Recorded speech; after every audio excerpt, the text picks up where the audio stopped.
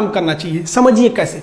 देखिए चाइना जो है ना मैन्युफैक्चरिंग हब है, पूरी दुनिया वहीं सामान बनाती है क्योंकि वो थोड़ा सस्ता पड़ता है। उसके यहाँ लेबर सस्ते हैं, एकदम टाइम पे आ जाते हैं, कोई लेबर का सुनता नहीं है, हर चीज़ है, जिस वजह से उसका सामान सस्ता पड़ता है। और वो मास प्रोडक्शन करता है, थोड़ा सा नहीं बनाता है, एक ही बार 1 करोड़ बना देगा। अब आप इतनी सा सब्जी बनाइए या इतना बनाइए, जानते हैं ज़्यादा बनाने में खर्च कम आता है, इसलिए चाइना का प्रोडक्ट बहुत सस्ता होता है। ये जो टेम्पर ग्लास हम लोग मोबाइल पे लगाते हैं ना, चाइना पे 3 रुपया में पड़ता है। 31% टैक्स जोड़कर और जो पूरा ट्रांसपोर्ट का खर्चा जोड़कर हमको वो जो टेम्पर ग्लास पड़ता है 4.5 रुपया में पड़ता है। 45 रुपया नहीं दिखा है, 4.5 रुपया में टेम्पर ग्लास पड़ता है, जिसको आप लोग दिल्ली मुंबई में 10 रुपया से 40 रुपया में लगवाते हैं। अब बताइए इतना सस्ता है तो हम कैसे रोक सकते हैं उसको।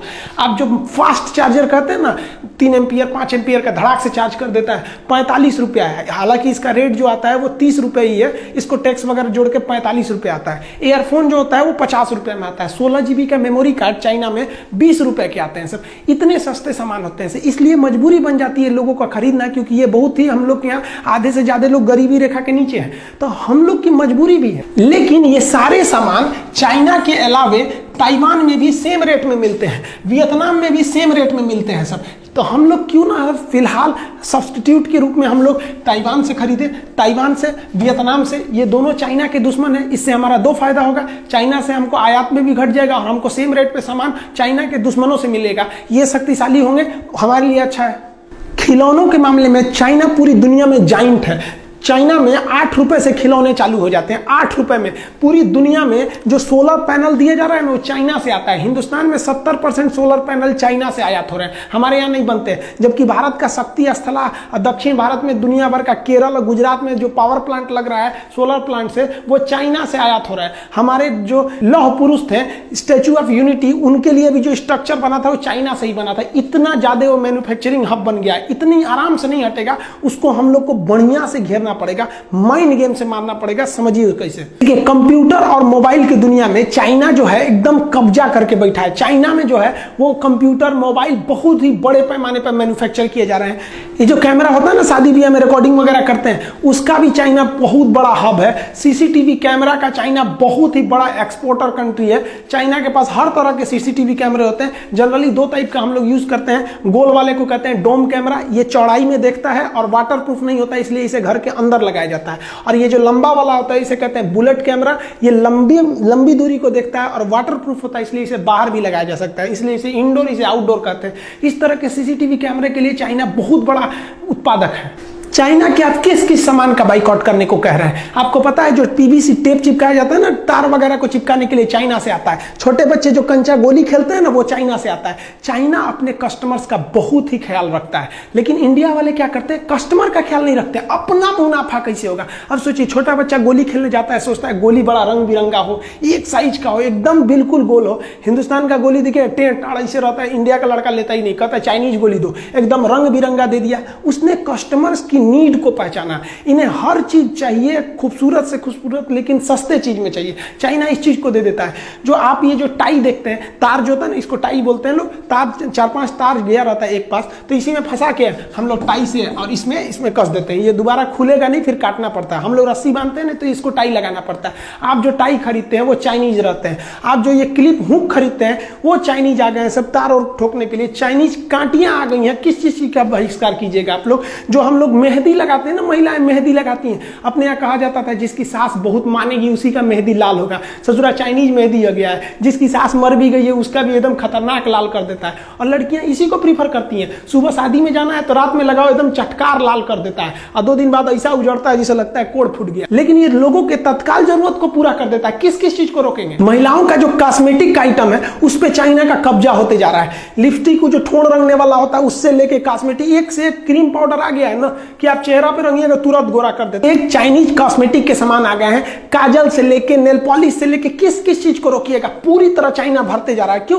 क्योंकि लोगों को क्या चाहिए, एक महिला को हर तरह का चाहिए, लिपस्टिक उसका, नेल पॉलिश चाहिए उसको, हर तरह का, जिस रंग का कपड़ा रहना चाहिए उसी रंग का ही। अब इंडिया का लेगी तो महंगा पड़ेगा, तो जितना में इंडिया का एक रंग का लेगी उतना में चाइना वाला इतना सस्ता देता है कि 3 रंग का लेगी, तो उसकी भी तो मजबूरी है। आप देखिए चाइना हमेशा अपने कस्टमर्स के बारे में सोचता है। हम लोग को चाइना के सामान को रोकने के लिए एक एक भावनात्मक डर भी बनाना पड़ेगा। भारत में देखिए ना, मुंह नोचुआ का हल्ला उड़ गया था, चोटी काटने वाला, बाल काटने वाला था। इसी तरह मीडिया को पैसा वैसा खिला के सरकार को ना एक हल्ला उड़ा देना चाहिए कि चाइनीज मेहंदी लगाने से ना हाथ में कैंसर हो जा रहा है, जो महिला ठोड़ रंग ले रही है चाइनीज लिपस्टिक से उसको धोधड़ हो जा रहा है। इसे ऐसे टाइप का एक मनोवैज्ञानिक दबाव बना दो, फॉल्स न्यूज चला दो। हमारे यहाँ तो फॉल्स न्यूज दुनिया भर का चलता है कि 2000 के नोट में चिप था, उस चिप से हम पता कर सकते हैं कहाँ 2000 का नोट छुपा है, कहाँ घंटा चिप था उसमें। चाइना अपने कस्टमर्स का बहुत ख्याल रखता है। देखिए हमारे यहाँ बनारसी साड़ी पूरी दुनिया में फेमस है। बनारसी साड़ी देखिए, ये बहन जी पहनी है, कितना बढ़िया लग रहा है। लेकिन भारत ने अपनी बनारसी साड़ी एक सूडान नाम के देश को निर्यात किया, वहां से रिजेक्ट हो गए सब, भारतीय साड़ी बर्बाद हो गए। लेकिन वहीं पे चाइनीज साड़ियां चल गई, क्योंकि सूडान की जो महिलाएं होती हैं इस तरह से होती हैं। अब ये वाला साड़ी उनको पहना दीजिएगा तो लगेगा समियाना ओढ़ ले भाई, उसमें थोड़ा सा चेंज करना पड़ेगा ना। उनकी हाइट 6 फीट होती है, हमारे यहाँ 5.5 फीट की लड़कियां होती हैं सब, तो सड़िया को थोड़ा सा चौड़ा करना पड़ेगा ना, नहीं तो यही वाला पहना देंगे उन लोगों को तो स्कर्ट की तरह लगने लगेगा, रिजेक्ट हो गया। हम लोग कस्टमर्स का ध्यान नहीं रखते हैं, चाइना बहुत ही ध्यान रखता है। वो कोई भी चीज बेचने से पहले अपने टॉप ग्रेड के अधिकारियों को भेजता है अब पता करने के लिए कि पता करो वहां कस्टमर की डिमांड कितनी है, कितना पैसा खर्च कर सकते हैं। आप देखेंगे भारतीय टॉर्च इस तरह के थे, सजुरा में महीना में 50 रुपया के सेले लग जाता था, चलाइए तो फिर ढीला हो जाता था, चलते चलते बुझ जाएगा। एक बार हमारे यहाँ सांप निकला था, खोज रहे थे तो बुझ गया। यहाँ पे चाइना आया तो देखा लोगों की सोच कैसी है, तो चार्जिंग वाला टॉर्च लगा दिया, अलग से चार्जर नहीं, उसी में एक तो दे दिया कि भैया पीछे से चार्ज कर दो, आगे से फोक्स मारने वाला लगा दिया, खड़ा कर दीजिए तो इधर से चौड़ा रोशनी मारेगा, कस्टमर के हर एक डिमांड को पूरा कर दिया। वो अलग बात है कि अभी मोबाइल का फ्लैश लाइट इतना ना आ गया है कि अब टॉर्च धीरे धीरे विलुप्त हो रहा है। मेरा कहना है कि कितनी चीज को जोड़िएगा, बहुत से ऐसे चीज तो आप जानते नहीं है जिसको यूज करते हैं कि वो चाइनीज है। आप 2-4 चीज जानते हैं, एक तो मोबाइल, टीवी, ये सब चीज जान गए कि चाइनीज है, भगाओ इनको भगा देने से चाइना भाग जाएगा। नहीं, हमको ये मौका नहीं गंवाना चाहिए। भारत सरकार चाइनीज सामानों पर 31% टैक्स लगाती है।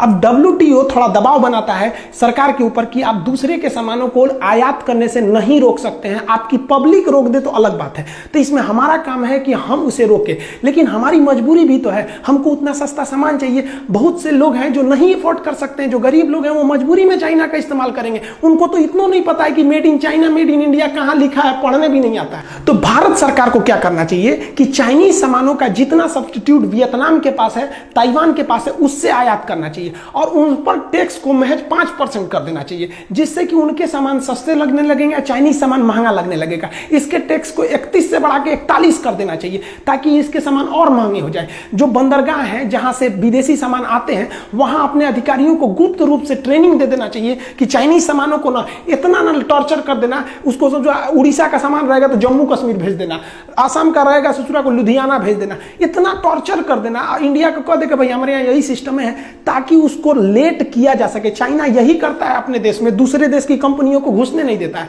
और वियतनाम जो ताइवान से कंपनियां हैं उनको सहूलियत दीजिए, धीरे धीरे इंडिया के जो डिस्ट्रीब्यूटर हैं, होलसेलर, वो कहेंगे यार चाइनीज सामान छोड़ो यार, उन सबको ले आने में बड़ी माथापच्ची हो जाता है, उससे अच्छा ताइवान से लो जब सेम रेट में मिल रहा है, वियतनाम से लो सेम रेट में मिल रहा है। चाइना तंग आ जाएगा, फिर चाइना आप पे दबाव बनाएगा। तो चाइना से कहना पड़ेगा भैया साफ देखिए कि भाई आप हमारे देश में बेचिए, नो डाउट बेचिए, हम आपको 31% की जगह 25% टैक्स लेंगे, 20% टैक्स लेंगे, लेकिन आप भारत में कारखाना खोलिए।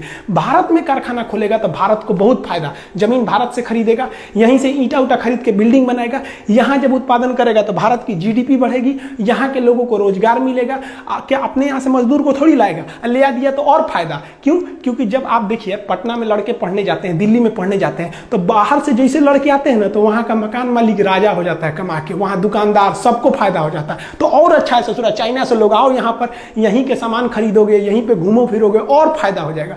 तो रोजगार वो यहीं से देगा, तो हमको और फायदा हो गया कि रोजगार मिल गया। और रोजगार जब मिलेगा तो हिंदुस्तान के लोग काम करने जाएंगे, तो उसकी टेक्नोलॉजी सीख लेंगे। हमारे यहाँ देखते हैं कोई हीरो होंडा की कंपनी में गैरेज में काम कर रहा था, 2 साल काम करके छोड़ा, अपना गैरेज खोल दिया, बहुत अच्छा है। चाइनीज कंपनी में काम किया, 2 साल काम करने के बाद अपना कंपनी खोल दिया। धीरे धीरे ऐसी टेक्नोलॉजी आएगी, चाइना ऐसे ही चुरा के लाया है अमेरिका से। इससे भारत के युवाओं में एक स्किल डेवलपमेंट होगा, और ये भारत की सबसे बड़ी कमी है। मान के चलिए कि किसी लड़के को वेल्डिंग सीखना है तो ITI में जाएगा, नहीं तो किसी वेल्डर के पीछे हेल्पर बनेगा। कोई ऐसी संस्था है जो केवल डेडिकेटेड हो वेल्डिंग सिखाने के लिए कि हाँ भैया आइए 1 महीना में हम आपको सिखा देंगे, आपको वेल्डिंग का सर्टिफिकेट देंगे? नहीं, उसके लिए 75 गो नियम कानून है। चाइना में ऐसा नहीं है, आपको जिस चीज का स्पेशलिस्ट बनना है आप वहां जाइए। लेकिन भारत में अगर आपको स्पेशलिस्ट बनना है तो या तो कॉलेज में जाइए, अगर अनपढ़ है मजदूर टाइप के हैं तो किसी किसी के पीछे हेल्पर लगिए 2 साल तक, अब धीरे धीरे सीखिए। लेकिन चाइना ने क्या किया, एकदम स्किल्ड कर दिया। किसी को पेंटिंग सीखना है, उसका एक तो कॉलेज है भैया, इसमें आइए 1 महीना में पेंटिंग सिखा के भेज देगा, सर्टिफिकेट केवल पेंटिंग का। हमारे यहाँ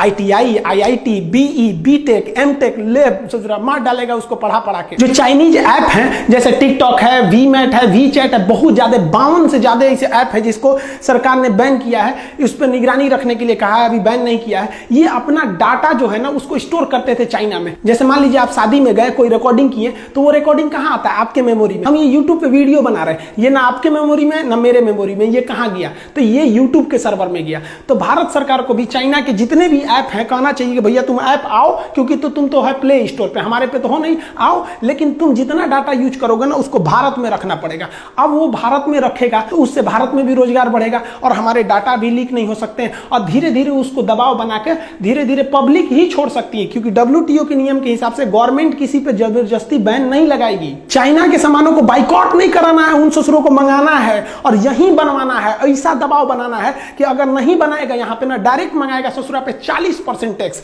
और वियतनाम और ताइवान के सामानों को प्रीफर करेंगे, और बनाएगा तो भैया 20% टैक्स। बनाओगे तो तुम हमेशा के लिए मरोगे, आप भेजोगे तो डिस्टर्ब होकर मरोगे। मतलब चाइना ना तुमको कह के लेंगे। चाइना में क्या होता है ना, वहां अधिकारी बने हैं, जैसे जिला की जिम्मेदारी DM की होती है ना, चाइना में क्या होता है, हर जिला में ना एक उद्योग वाला अधिकारी होता है, उसकी जिम्मेदारी है कि इस साल तुमको इतनी कंपनियों को यहाँ खुलवा देना है, इतनी कंपनियों को सुधार ला देना है, उसकी जिम्मेदारी है। और हमारे यहाँ किसी भी अधिकारी को कोई जिम्मेदारी नहीं, उसको डर और जरूरत है ही नहीं है। डर और जरूरत का होना जरूरी है। सरकारी नौकरी में हो गया, डर खत्म, नौकरी जाएगा नहीं, जरूरत खत्म, 1 तारीख को तनख्वाह आइए जाएगा। हमारे यहाँ इसे चौपट कर दिया सब, हमारे यहाँ के अधिकारी सबको। आप जाइए ना भारत में, अपना आय प्रमाण पत्र, मृत्यु प्रमाण पत्र बनाइए ना, एक आदमी मर गया उस ससुरा का सर्टिफिकेट बनाने में 1 महीना लगा देगा सब। तो विदेशी कंपनियों को टॉर्चर करके रख देता है सब। इसलिए भारत में आने से पहले कंपनियां डरती हैं, जबकि जानती हैं कि हमारा माल भारत में इतना खप जाएगा कि हम कमा के लाल हो जाएंगे। लेकिन हमारे यहाँ के अधिकारी उनको ऐसा न रगड़ देते हैं कि बेचारे भाग जाते हैं यहाँ पे। तो भारत सरकार को भी ना अपने सुझाव में उनके सलाहकारों को एकदम ट्रेनिंग देना है, एक अधिकारी बैठा के भेजना है दिल्ली में, मुंबई में, जहां भी इंडस्ट्रियल हब है,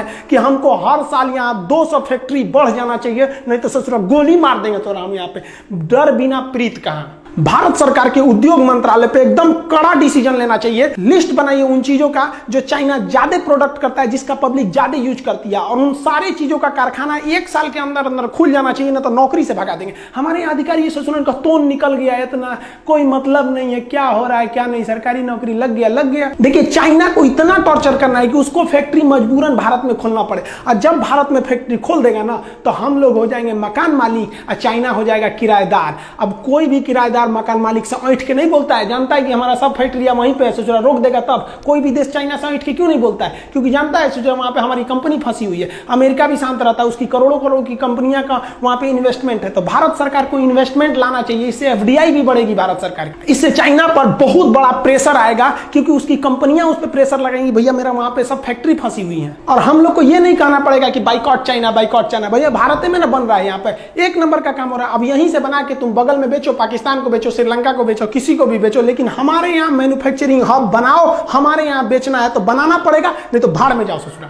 हमारे यहाँ दिक्कत क्या होता है, एक तो पुजवा नेता चल जाता है ना, उसके पीछे 50 गो पुलिस वाला जाएंगे, नेताजी जा रहे हैं, नेताजी जा रहे हैं। और हमारे यहाँ वैज्ञानिक सबको कोई वैल्यू नहीं दिया जाता है। हम एक बार दिल्ली से पटना आ रहे थे, हमारे बगल में एक आदमी बैठे हुए थे, ऐसे परिचय हुआ तो बताया कि हम DRDO में हैं। अब बताइए DRDO का साइंटिस्ट एक साधारण जहाज से जा रहा था, बताइए उसके लिए ये सम्मान की बात है। अरे भाई नेताओं को जो मिलते हैं ना, हमारे जो इसरो चीफ हैं, ये सड़क पे ऐसे जाएंगे, यहाँ पे इनको 2 पुलिस दे देता है। अरे इनको भी ब्लैक कमांडो मिलना चाहिए। जब भारत का साइंटिस्ट कहीं जाए ना सड़क पर, तो उसको चारों ओर से पुलिस हटा दे, सबको हटो हटो, कौन जा रहा है भाई साइंटिस्ट। तो लोगों को भी दिल में देख के एक हौसला बढ़ेगा कि नहीं, हमारा देश साइंटिस्ट के साथ खड़ा है। आने वाली पीढ़ियां भी उनसे प्रेरणा लेगी और पढ़ाई में जी जान लगा के पढ़ेंगी। लेकिन हमारे यहाँ क्या होता है, पढ़ने पर जानते हैं कोई क्या बनता है, पढ़ के क्यों राजा भइल बा। अरे आप पढ़े लिखे लोगों को राजा की तरह सम्मान दीजिए, नहीं तो ये देश एक दिन खोखला हो जाएगा। नेताओं से ज्यादा सम्मान भारत के इन साइंटिस्टों का होना चाहिए। ये भारत के असली कर्णधार हैं। इनके बदौलत अगर हम रहेंगे, इनका सम्मान करेंगे, तो एक दिन सच में ये भारत को सोने की चिड़िया बना देंगे।